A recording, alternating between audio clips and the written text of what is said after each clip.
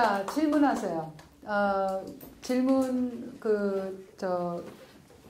하실 분 누구 있는지 어저께처럼 제가 1, 2, 3 이름을 모르니까 그렇게 하고서 제가 받겠습니다. 자, 오늘 처음 오신 분들을 위해서 제가 얘기하는데 여러분들 질문에 제가 답을 직접적으로 안 한다고 해서 서운해하실 필요가 전혀 없습니다. 왜냐하면 여러분들이 해주신 질문 자체가 여기 계신 분들에게 그 질문을 끌어안고 생각하게 하는 하나의 초대장이에요. 질문은. 그러니까 우선 어떤 질문들이 있으신지 제가 우리 다 이렇게 하고 제가 이제 그 연결되는 것들을 해서 반응을 좀 하겠습니다. 자, 굉장히 좋은 질문들을 해주셔서 참 좋습니다. 자, 우선은 제가 4번 먼저 얘기할게요. 교수 개인 저쪽이시죠? 저는 이렇게 생각해요.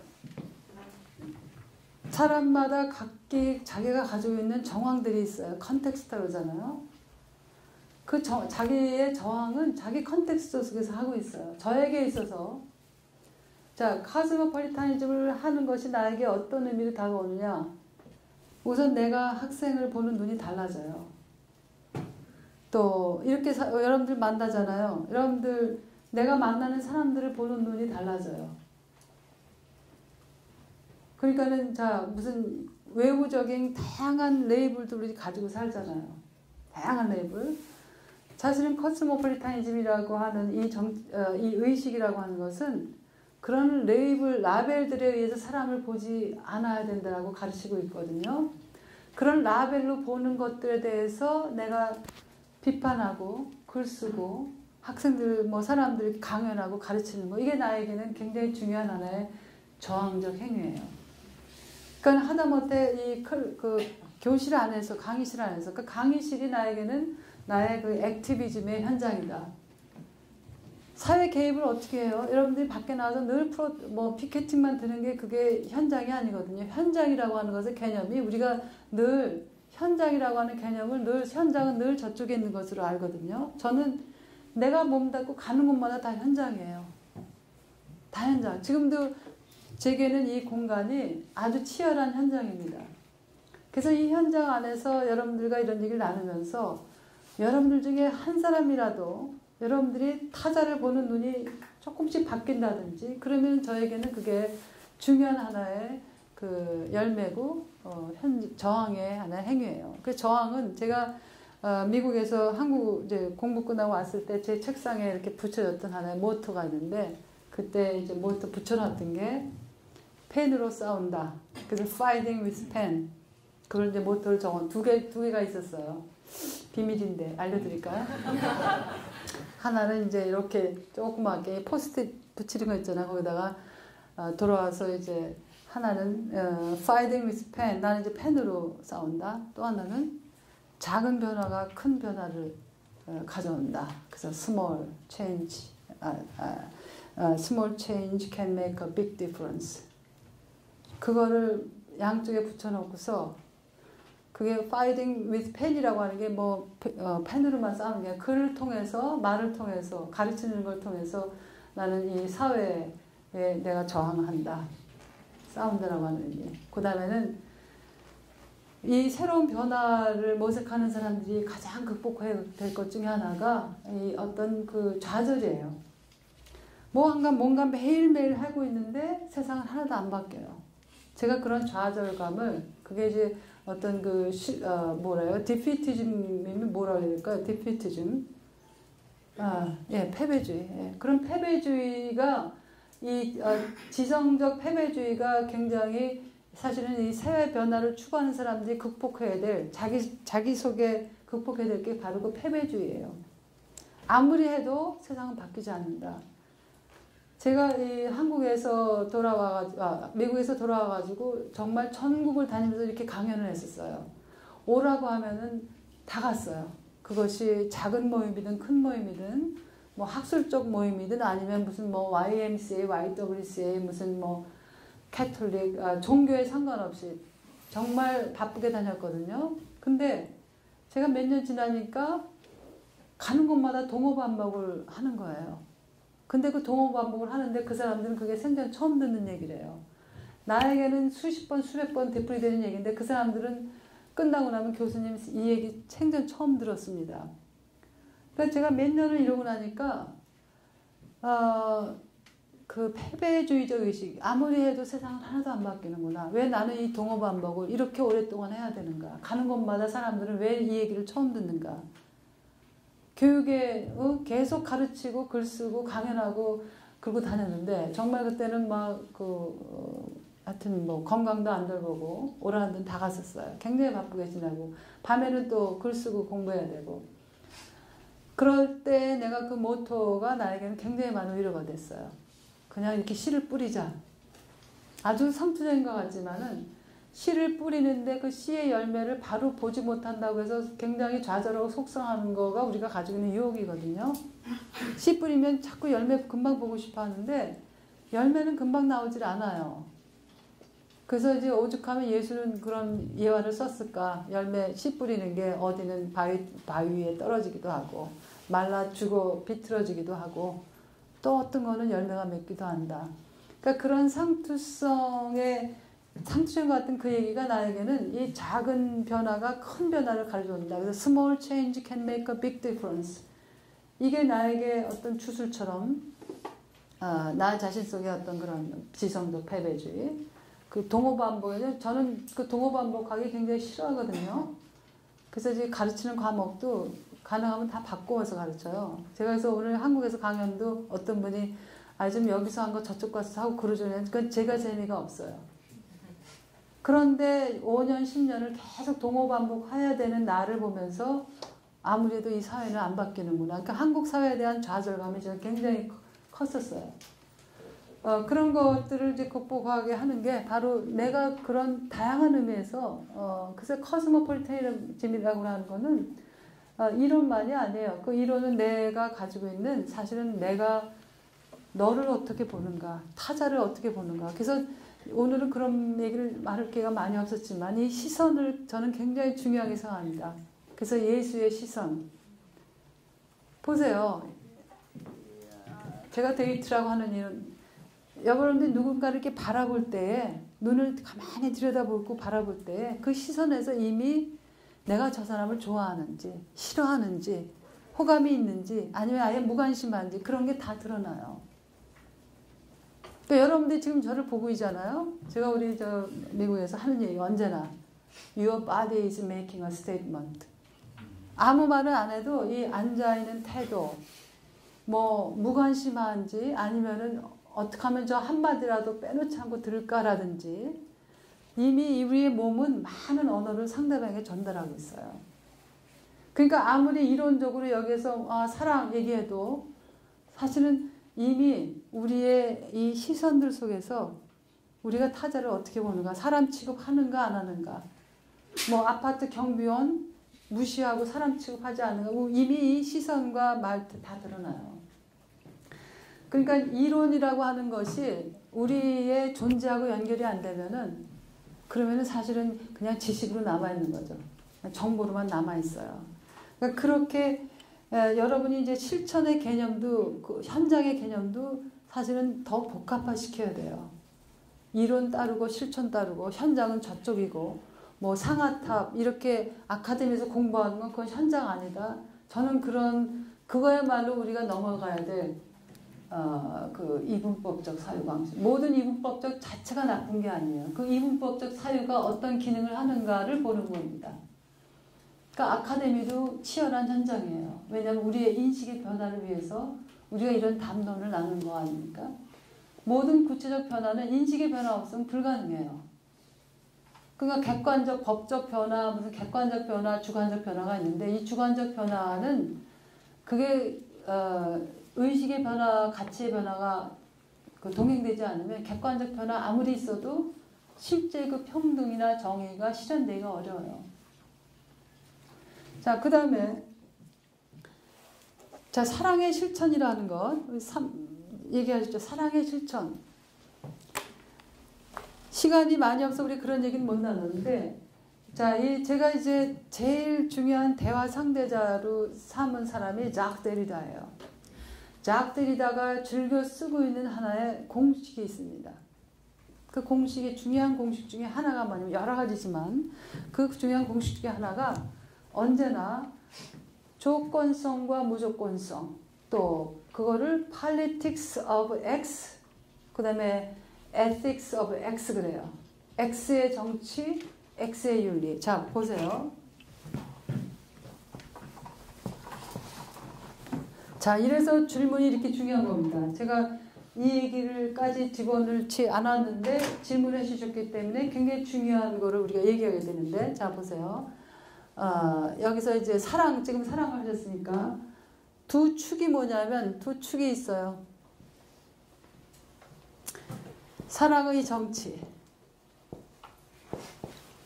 정치가 무슨 지금 우리가 생각하는 그 정치가 아닙니다. Politics of Love라고 합시다.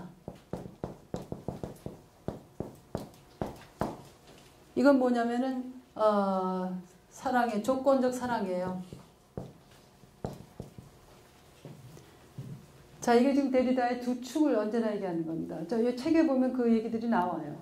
환대의 윤리와 환대의 정치, 또 용서의 윤리와 용서의 정치, 또 사랑의 윤리가 나옵니다. Ethics of Love. 여기에다가 여러분들이 뭐 ethics of 환대도 할 수 있고 또 우정도 할 수 있고 용서도 할 수 있어요. 이게 하나야 늘 데리다가 쓰고 있는 하나의 공식 중에 하나예요. 포뮬라예요. 여기는 무조건성이에요.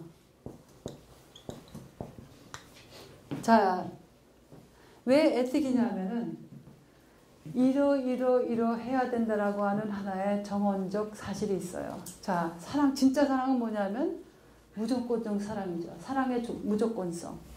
용서의 무조건성. 환대의 무조건성. 그런데 실제 우리의 삶은 언제나 제한되어 있어요. 우리 인간의 존재 자체가 누구도 완벽하지 않잖아요. 우리는 무수하게 아는데 사실은 그대로 실천 못해요. 그래서 바울도 그런 얘기하고 있지 않습니까?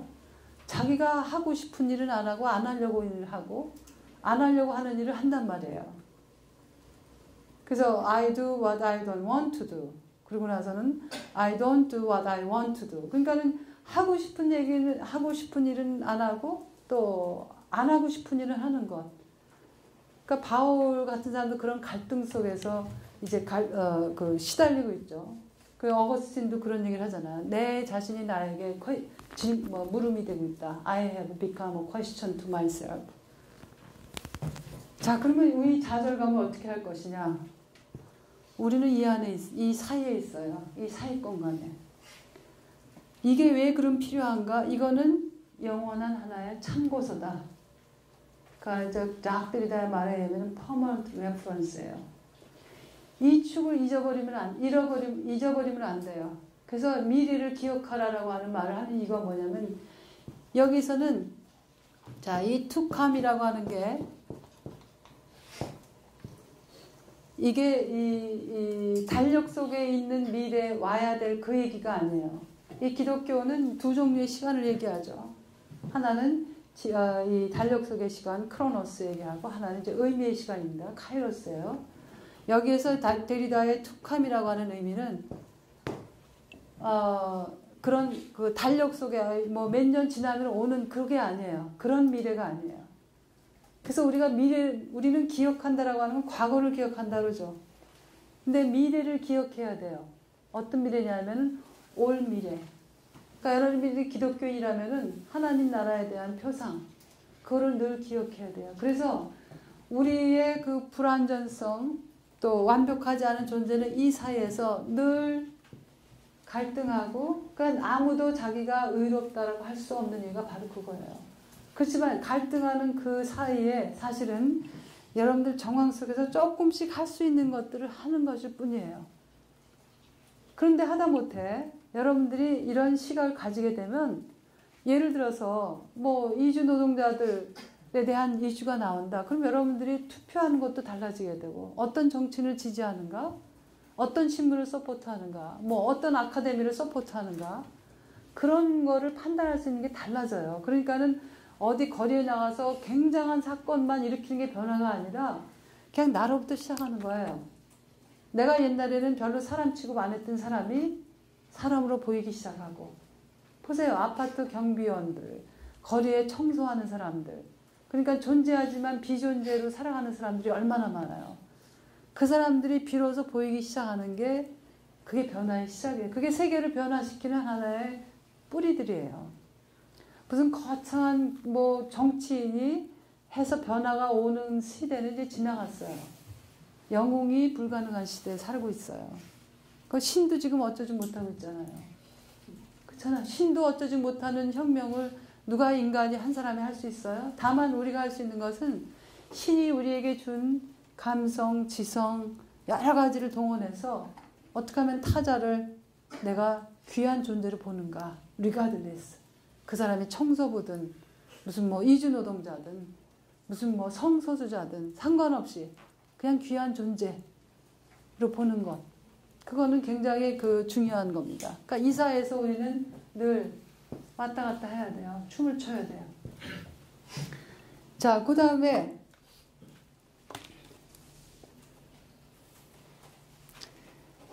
저는 예수가 이것과 연결지켜 한번 보자면 예수가 왜 이웃을 사랑하라.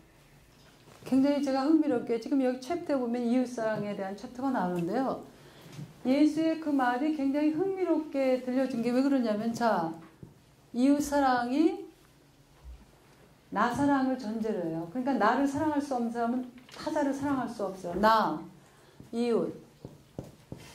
그 다음에 예수의 독특성은 거기다가 더해서 원수까지 사랑하라고 합니다. 자, 이게 뭘까요? 그러니까 왜 예수는 굉장히 위험한 급진주의자예요.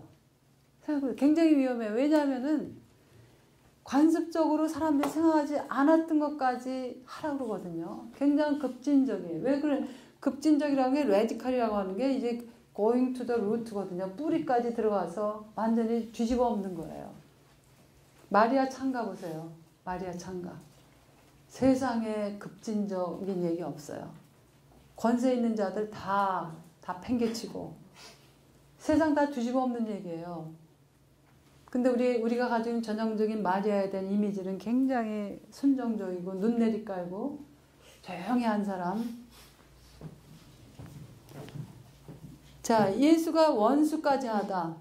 자, 이거는 뭐냐면 나는 여기 있고 이웃은 저기 있고 원수는 저기 있다. 이러면은 사랑 못해요. 사실은 이거는 왜 레디컬하냐면 위험하냐면은 원수라고 하고 규정하는 그 자체를 해체시키라고 하는 거예요. 정치라고 하는 것은 언제나 친구와 적을 만드는 게 친구와 원수 만드는 게 정치라고 합니다. 칼 슈미트라고 하는 이제 정치학자 있는데 정치라고 하는 것은 언제나 적을 만들어요. 정치가들이 하는 얘기, 그 행위 중에 하나는 적을 만든다, 언제나. 그런데 제가 생각하는 예수의 왜 원수까지 사랑하였을까? 내가 너를 원수로 규정하는 이상은 진짜 사랑 못해요. 의무를 사랑하는 거는 그건 칸트적이지만 그래서 거기에서 데리다가 칸트를 비판을 해요. 그 점에서는. 의무로 모든 것을 할 때는 진정성을 가지기가 어렵다는 거예요. 내가 원수를 사랑하는데 이거는 예수가 사랑하라고 했으니까 사랑한다? 그럼 눈빛이 달라지지 않아요? 내가 너를 원수라고 아직도 보고 있는데 사랑이 가능하냐고요. 그러니까 아예 그 원수라고 규정하는 그 자체를 넘어서라라고 하는 거예요. 왜냐하면 원수가 절대적 원수가 어디 있습니까? 정치에서 보면 언제나 오늘의 원수가 내일의 친구가 되고 뭐 오늘의 친구가 내일의 적이 돼요. 그러니까 그러한 그 가변적 틀들을 절대화시키지 말고 상대화시켜서 모든 사람을 사랑하라라고 하는 얘기예요. 원수 사랑하라고 하는 건. 자, 이런 의미에서 우리의 바꿔야 될 의식이 이제 굉장히 많죠. 자, 그 다음에 평화, 평등. 굉장한 그 거시 담론인데 우리 7번이 누구셨죠? 네.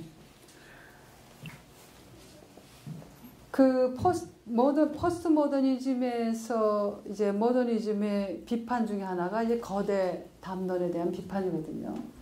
거대 담론의 문제는 무수한 구체적 정황들을 상관하지 않아요.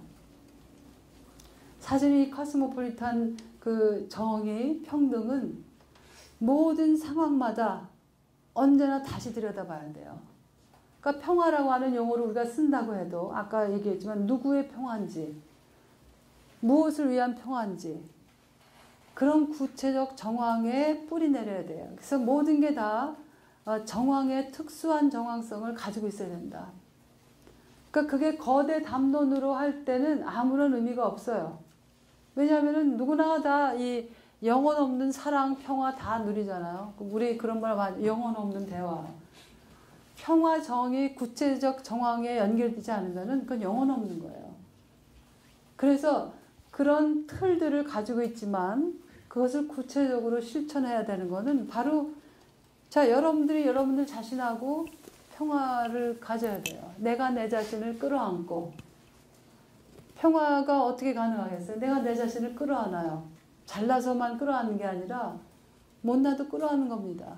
타자를 끌어안아요. 저 사람이 멋있고 잘나서만 끌어안는 게 아니라 그냥 그대로.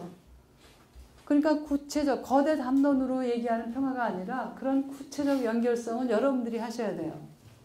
나는 내 구체적 정황에서의 연계되는 것이 있고 여러분이 여러분 자신이 그런 구체적 정황 속에서 평화, 뭐 평등, 사랑 그 엄청난 용어들을 여러분이 실천해야 됩니다. 자, 내가 지금 유일하게 영어 책을 가지고 오셨는데요. 레지티머스, 제가 의도적으로 이 레지티머스라고 하는 것을 쓸 때는 사실은 이 공적 영역에서 누구나에게 다 합법적이고 적절성이라고 하는 건 굉장히 사적으로 분류될 수도 있어요. 근데 레지티머스라고 하는 것은 공적 영역에서 누구나 다 동조하는 구체적 근거들을 가지고 있는 것을 이제 레지티머스 하는데 그런 의미에서 아마 내가 레지티머스를 강조를 했었을 거예요. 그러니까는 사적 영역만 아니라 이 공적 영역에서 어떠한 특정한 것이 정당성을 부여받을 수 있는가라고 하는 의미에서 그 용어들을 썼을 텐데 자, 여기에서 저자는 사라지는 겁니다. 여기서 저자는 사라져요. 나는 사라져요. 저자의 죽음. 그래서 저는 죽음이라고 하는 것보다는 저자의 사라짐. 그죠? 그래서 그 롤랑 바르트가 그 저자의 죽음이라는 거를 썼는데 저는 이제 저자의 사라짐 그렇게 표현을 하곤 하는데 왜냐면 죽음이 너무 과격한 것 같아서 저자의 사라짐. 저는 사라지는 거예요. 제가 자, 이 책에 요 단어는 이렇게 썼은 거니까 이 의도를 당신이 분명히 이해해야 된다. 그러면 제가 이 책의 의미를 내가 마음대로 독재하는 거예요. 딕테이트 하는 거죠. 그러니까는 그대가 읽은 그 의미가 어떤 의미에서 어떻게 다가오는지 그거는 이제 그대는 그거의 저자가 돼서 또 읽는 겁니다. 그러니까 나중에 알려주세요. 그 의미가 어떻게 다가왔는지. 그러니까 저는 저도 하나의 독자일 뿐이에요. 제가 여기 이 책의 모든 의미를 독재적으로 주장할 수가 없어요. 주장하면 여러분들이 믿지 마세요. 내가 주장하면 그건 내가 보는 시각이에요. 여러분들은 늘 제가 경험하지만 학생들이 책을 읽고 오잖아요. 나는 책 쓸 때 이거는 진짜 중요하니까 다른 사람들이 이건 좀 알아차렸으면 좋겠다 하는 게 늘 있죠. 학생들이 가져오잖아요. 제 책도 읽거든요. 그러면은 15명이면 15명 다 각각 다른 거가 여기서 제일 중요했다 가져와요. 그럼 내가 저자니까 너 그거는 세 번째로 중요한 거야. 옛날 같으면 그렇게 저자는 그런 어떤 의미를 독점할 수 있다고 봤는데 이제는 저같이 포스트 모던 해체주의 담론을 가지고 있는 사람은 내가 저자라고 해서 걔네들이 가져온 의미들을 무효화시킬 권리가 하나도 없어요. 그 사람들은 15명의 각각의 저자로서 사실 그 책과 다시 만나는 거예요. 그래서 나는 그거를 다 존중해야 되고 특별한 개념이나 그런 것이 왜곡돼서 이해됐을 때는 그거는 왜곡된 이해다라고 얘기할 수 있지만은 그거는 중요한 거 아니야. 그렇게 이해할 권리는 전혀 없어요. 왜냐하면 그 사람이 보는 중요한 거는 그 사람의 삶의 여정, 어떤 자기가 가지고 있는 관심들, 관점에 따라서 그 사람에게는 이게 더 중요한 거거든요. 그래서 우리가 무슨 회의할 때에 그건 너무 사소한 거야. 사소하다고 생각되는 것들의 의미를 다시 봐야 돼요. 거기서 그 마지막 질문 넘어가겠습니다. 자, 제가 독일에서 미국 가니까 이 걸렸던 게 있어요. 제가 채플을 들어가니까 제가 다니던 채플에서는 소위 찬송가를 전통적인 찬송가를 안 써요. 그리고 이 찬송가 이게 새로 있는데 거기에 소위 전통적으로 그런 하나님 아버지라든지 그런 그 베타적 언어라고 그러거든요. 그런 언어들을 다 제거한 소위 평등적 언어를 쓴 찬송가를 써요. 그때 제가 독일에서 미국 갔을 때는 페미니즘 이런 의식도 없고 그때 생각에는 이렇게 사소한 거 가지고 이렇게 야단들인가. 신을 희라고 하면 어떻고 쉬라고 하면 어떤가. 신은 신이지. 저는 그때 그렇게 왜 사소한 거 가지고 이렇게 쓸데없이 시간을 낭비하는가. 그러니까 클래스에 들어와서도 누가 이제 무심히 Godfather 그러면은 이제 학생들이 딱 또 비판을 하거든요, 누구를. 그럼 속으로 제가 참 사소한 거 가지고 시간 낭비 참 많이 한다. 그런 생각을 했어요. 자, 그런데 그건 제가 그때 무지해서 그런 거예요. 그 페미니즘이라고 하는 거에 대해서 저는 관심도 없었고 하려고 하는 생각도 없었거든요. 자, 왜 하나님을 아버지라고 하는 것이 어떤 의미에서, 자, 여러분들이 개인적인 사적 차원에서만 머무는 게 아니라 우리의 그런 누구를 부르는 행위 있잖아요. 호명하는 행위는 언제나 정치적 함의를 가지고 있어요. 그래서 제가 잘 모르는 분들도 글쎄 그대라고 하는 거는 어떤 의미냐면은 너, 당신 이런 말들이 가지고 있는 하나의 위계성을 제가 그거 싫어하거든요. 그래서 제가 우리 학생들 같이 공부하면서 제가 늘 너는 그렇지 하지 않고 그냥 그대는 그렇지 이렇게 해요. 그러니까 제가 그대라는 표현 쓰면은 그런 면에서 그렇게 쓰는가 보다. 너라고 하는 거 영어 하면은 you 하면 편한데 당신 너무나 복잡해가지고 저는 그런 것들이 이제 싫어하는데, 자, 이 하나님을 아버지라고 하는 것 모든 종교들은 뭐를 가지고 있냐면 상징을 가지고 있어요. 왜 종교들은 상징을 가지고 있을까요? 자, 우리가 이제 여기 하나님, 하나님 혹은 하느님, 자, 다 나온다고 합시다. 자, 여기 아버지예요.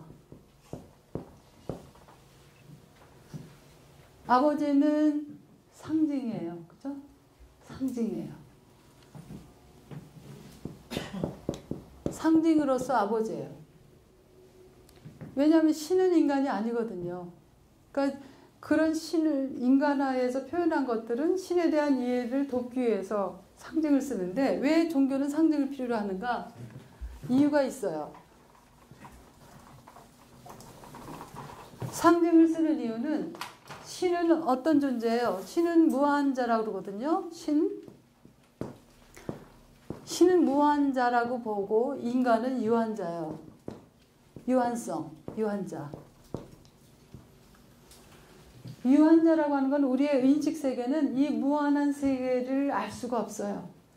그래서 상징이 필요해요. 사실적 표현을 할 수가 없어요. 그죠? 이런 대상화된 물체는 이건 시계잖아요. 시계에 대해서 우리는 다 묘사할 수가 있어요. 자, 이 시계 한번 묘사해 보세요. 사실적 표현을 해보세요. 동그랗다, 그죠? 이게 뭐죠? 시계. 예, 시계줄은 검은색이다. 우리는 분명하게 묘사할 수가 있어요. 사실적으로. 근데 이런 인간의 유한성은 무한한 존재에 대한 사실적 표현을 할 수가 없어요. 만약 그렇게 할 수 있다고 보면 그거는 이제 십계명 1을 이제 어기는 겁니다. 상대적인 것을 절대화시키는 거예요. 자기가 가지고 있는 지극히 제한된 이해를 절대화시킬 때 거기에 이제 문제가 있는 거죠. 그래서 모든 종교들은 인간의 유한성 때문에 무한한 존재를 필요할 때는 상징을 써요. 왜냐하면 상징은 다양한 의미를 포괄적으로 끌어안고 있는 거거든요. 사실적 표현이 아니에요. 그래서 하나님을 아버지라고 할 때는 그런 하나님은 아버지와 같은 존재다라고 하는 의미지 하나님 이퀄 아버지가 아니에요. 그런데 자, 여기서 문제가 생긴 게 사실을 상징을 사실로 사람들이 착각을 해요. 이게 아닌데. 그러니까 하나님 아버지 캐톨릭에서 여성들에게 이제 이 사제 서품 안 주는 것 중에 하나가 초기 이유가 계속 바뀌었었는데 초기의 이유는 여성은 신적 존재를 대변할 수 있는 존재가 아니다 그랬어요. 왜냐하면은 꼭 예수가 그 성육한 하나님이 예수님이 된 거라고 우리가 얘기하잖아요. 성육, 인카네이션. 그럼 거꾸로 이렇게 올라가면은 예수가 남자로 태어났으니까 분명히 신은 남성적인 것이다. 그래서 여성은 신적 존재를 대변할 수 없다가 이 캐톨릭에서의 처음 나온 입장이었어요. 그러다가 그것이 이제 다양한 신학자들에서 비판을 받습니다. 만약 그런 유사성, 그게 이제 정확히 얘기하면 예수와의 자연적 유사성이 결여되어 있다. 그게 이유였습니다. Natural resemblance. 자, 그러면 자연적 유사성이라는 게 뭔가? 자연적 유사성이 뭐겠어요? 자, 예수의 남성성이에요.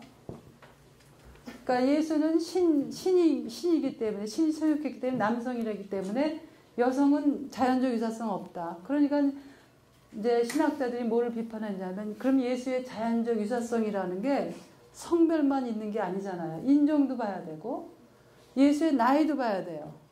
자, 나이. 예수의 인종. 나이. 예수는 33살에 죽었다고 나와 있잖아요. 그러면은 예를 들어서 로마 그 캐톨릭에서 지도자 할 수 있는 사람은 다 33살 이하만 해야 되느냐. 또 지도자 할 수 있는 사람은 다 자연적 유사성을 가지려면 유대인이어야 돼요.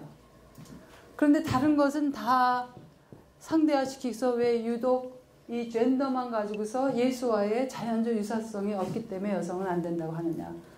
그 다음에 나온 이유는 이제 이유가 아니라 그 다음에 나온 이유는 사도성의 문제입니다. 예수가 남성들만을 사도로 불렀다. 그러니까 여성들은 안수받을 수 없다. 근데 다양한 신학자들이 사실 예수가 제자들을 선택할 때 12명만 딱 고르겠다.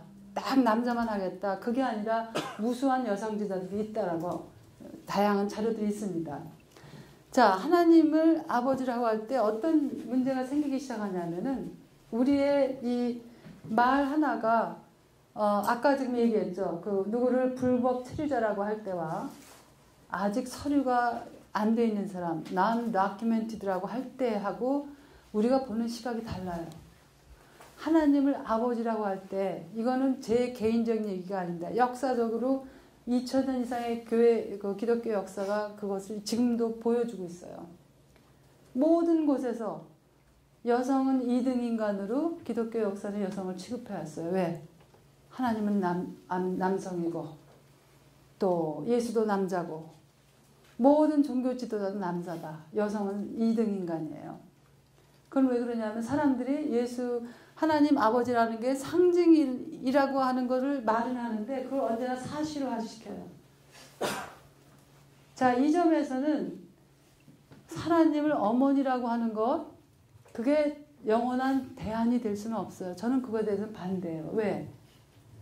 아버지를 절대화시키는 게 문제인 것처럼 어머니를 절대화시키는 것은 문제가 있어요. 그런데 그것이 하나의 특정한 기능을 하는 경우는 뭐냐 하면 아버지를 절대화시켰던 사람들이 돌연히 그것이 절대적이 아니라고 하는 것을 깨닫게 합니다. 그래서 그것이 아이코노클래스틱 펑션이 있는데 우리의 이해들을 깨는 거죠. 상투적 이해들을 깬다라고 하는 잠정적 의미에서는, 전략적 의미에서는 하나님 아버지가 아니라 하나님 어머니를 쓰는 것이 그런 경우에서는, 특수한 정황에서는 하나의 교육적 효과가 있어요. 자, 그래서 많은 대안들이 나와요. 셀리 맥페그라고 하는 이제 신학자는 하나님을 우리가 생각할 때 다양한 상징을 써야 된다. 하나님의 아버지 할 수 있고, 부모로서의 하나님도 쓸 수 있고, 페어렌츠로서, 또 연인으로서의 하나님, 신, 또 친구로서의 신. 그래서 상징이라고 하는 것은 하나만 절대화시킬 때에 문제가 있다라고 하는 거예요. 그러니까 저는 개인적으로 여러분들이 뭐 하나님을 아버지라고 부르든 어머니라고 부르든 뭐 다른 이름으로 부르든 그건 개인적인 신앙에서는 저는 문제가 없다고 봐요. 그런데 그것이 공적 영역에 들어왔을 때, 그것이 공적으로 행해졌을 때에 구체적으로 어떤 기능을 하게 되는가? 남성을 우월한 존재, 여성을 열등한 존재로 만드는 그 메커니즘을 계속 반복하고 있다라고 하는 거죠. 그런 의미에서는 그 의미를 알아야 돼요. 그러니까 저도 맨 처음에는 이 여자, 남자, 영어에는 왜 대명사 있잖아요. 우린 대명사를 잘 안 쓰지만 하나님을 he를 쓴다든지 she를 쓰는 것, 다양한 의미가 있는데 그것이 사소한 것이라고 생각했는데 사소하지가 않다. 그래서 어떤 분은 이제 이렇게 발음할 수 없는 이 신을 이렇게 쓰는 이제 그 시슬러 피오렌제라고 하는 이제 그 하버드 신학자는 갓을 이렇게 쓰고 또 이렇게 쓰는 사람도 있고, 이건 대안적 언어로 지금 자꾸 생각하는 거예요. 그리고 이렇게 인간의 용어가 아니라 그냥 정의의 하나님, 사랑의 하나님, 평화의 하나님. 그래서 인간과 동일한 그런 의미의 그 신상징이 아니라 다른 상징을 쓰고 있습니다. 그러니까 어떤 사회 정치적 함의를 생각하는 것, 그게 이제 이 하나님을 아버지로 보는 것, 그것과 연결시켜서 생각하시면 될 것 같습니다. 자, 마지막 하나만 대표하겠습니다. 세상을 사랑하는 것. 우리는 제가 이제 좋아하는 그 학자 중에 하나가 레비나스라고 하는 사람이 있는데, 데리다도 이제 데리다를 이해하려면 레비나스도 같이 봐야 되는데, 레비나스가 그런 얘기를 합니다. 6번 질문해 주신 거예요. 우리가 사랑하는 것, 가까운 타자와 먼 타자들이 있어요. 그죠? 가까운 타자, 자기 가족들, 자기 직접 사랑하는 사람들, 가까운 타자들이에요. 친구들, 친척들. 그런데 먼 타자들이 있어요. 우리의 이 무조건성에 의하면은 먼 타자까지 우리는 끊임없이 나를 베풀어야 돼요. 그게 이런 무조건성의 윤리입니다. 사랑의 윤리예요. 사랑의 무조건성. 그런데 우리가 할 수 있는 일은 언제나 제한되어 있어요. 그렇죠? 그 사이에서 우리는 이제 갈등합니다.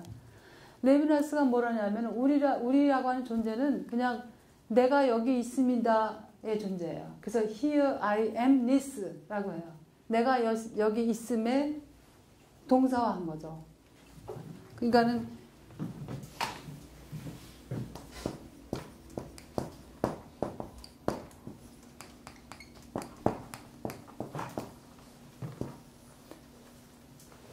여러분들이 사랑하는 사람이 있으면 그 사람이 어려움 당하면 뭐라고 그래요? 내가 네 곁에 있으니까 어려운 거 있으면 나한테 얘기해. 그러잖아요. 그게 이제 here I am이에요. 내가 너 여기 있어. 그러니까 우리의 존재라고 하는 것은 이 내가 여기 있음이에요. 그래서 타자를 향한 책임성은 무한해요. 무한해요. 여기까지만이다. 뭐 가까운 타자만 내가 사랑한다가 아니라 레비나스에 따르면 윤리는, 사랑의 윤리는 뭐냐면 모든 사람에게 무조건적으로 적용돼야 돼요. 근데 내가 할 수 있는 것은 언제나 제한돼 있어요. 거기에서 우리 인간의 이제 소위 회개와 죄성이 나옵니다. 누구도 자기가 의롭다고 할 수가 없어요. 왜냐하면은 우리의 무한한 책임성을 모두가 다 이루는 사람은 한 명도 없거든요. 그런데 그 갈등하고 힘들어하는 그 사실은 한가운데에서 내가 많은 걸 해야 되는데 할 수 없다라고 하는 그 인식, 조금 더 어떻게 내가 확장시킬 수 있을까 하는 그 인식 속에서 사실은 희망이 있다라고 하는 거예요. 희망의 근거는 성공의 보장이 아니에요. 희망의 근거는 성공의 보장이 아니라 희망의 근거는 그렇게 씨름하는 한가운데 그때 희망의 근거가 있는 거예요. 그러니까 모든 것을 다 못해도 그렇게 갈등하고 고민하는 그 한가운데에 우리의 희망의 근거가 있다. 자, 여러분들이 오늘 굉장히 오랜 시간을 너무나 잘 해주셨습니다. 마지막으로 질문을 네, 저는 괜찮은데 너무 늦으셔가지고 제가 오늘 이 책은 영어책까지 읽고 오신 선생님께 드리겠습니다.